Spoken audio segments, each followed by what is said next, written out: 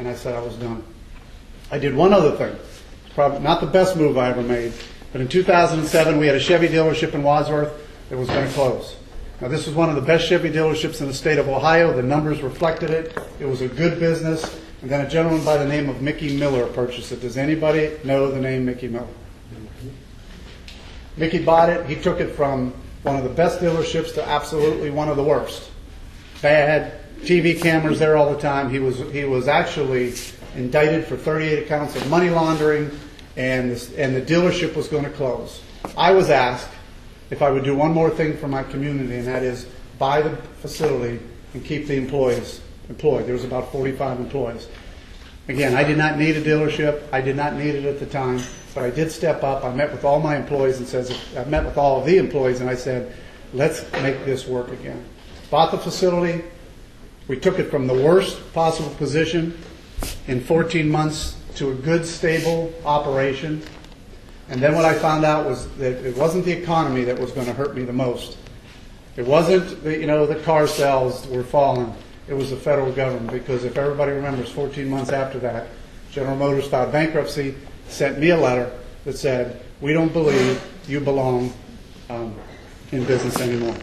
And I can tell you, that was the darkest day in my life, but also the darkest day in American capitalism, because I was personally affected where I invested for the future of people, and now I have the government taken away from me. So when you talk about a Tea Party person, and we talk about the 9/12 movement, all those things, I tell everybody I'm probably the first Tea Party /9/12 person, because not only did I have a government take something from me, but I was tired of it, I was fed up with it, and I was not happy going forward. So why am I running for Congress then? Because you heard me say I had no plans of running for Congress. 2009, I saw some of the most radical things start to occur in our government, our federal government, as you have all witnessed. And of course, it's still going on.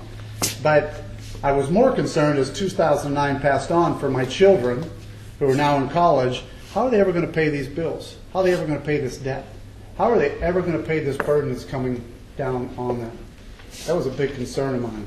I was also concerned because there was a guy by the name of John Bocherry, who we all know, was elected in this position, and he would tell you one thing and do something else.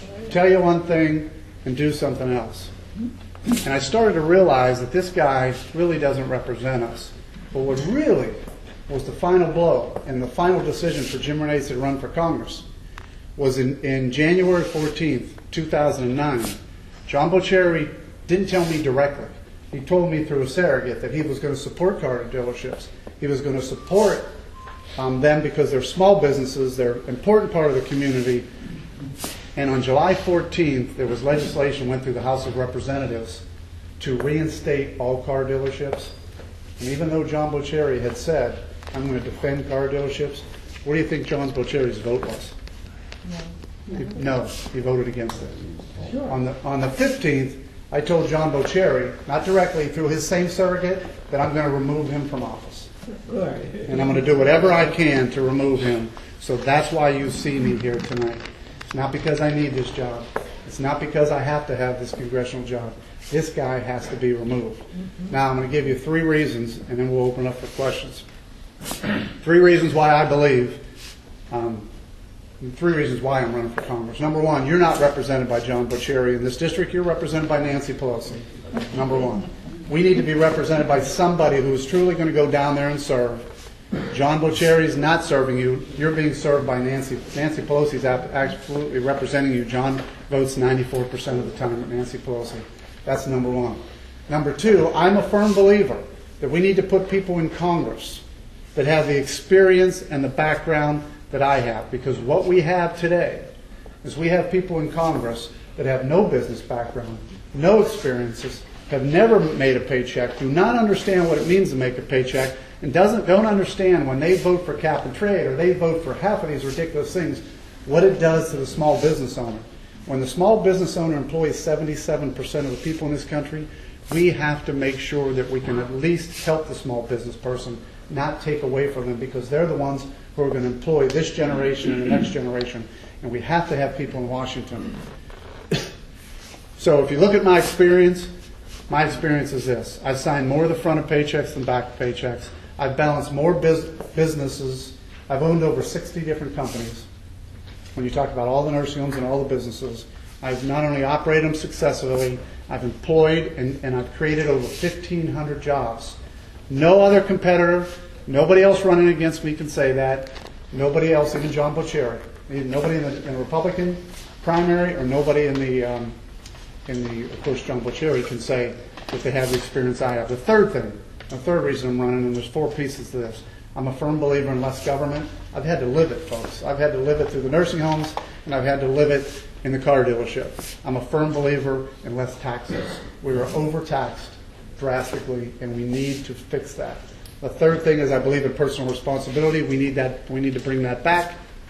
And the fourth thing, which is most important, I believe we need to have a very strong military, because the Constitution was formed for us to maintain our freedoms. And the best way to maintain our freedoms is to have a strong military. All right, so I do believe in that too. Those are the 4 things.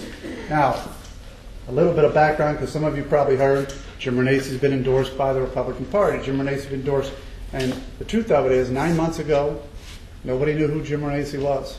None of you knew who I was. None of the Republican Party knew who I was. And by the way, last week I was endorsed by Ohio Right to Life. All right, Ohio Right to Life didn't know who Jim Renacci was. I've been endorsed by the conservative PAC in Wadsworth.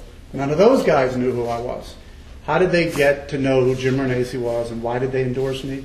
They endorsed me because they listened to just what I told you and said, here's a guy that we believe can not only take this seat back, but he has the credentials of what we need in Washington, and they got behind me because of that.